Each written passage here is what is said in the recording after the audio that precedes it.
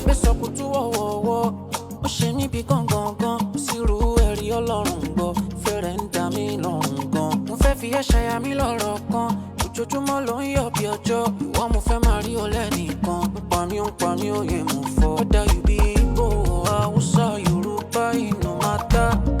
And I know your name ọlọ́mọ kì í máa ṣe gàpá.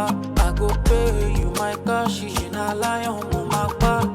Ìgbà mi ẹ̀ra mi ò mú tí ń fojú kan mọ́ tìrapá.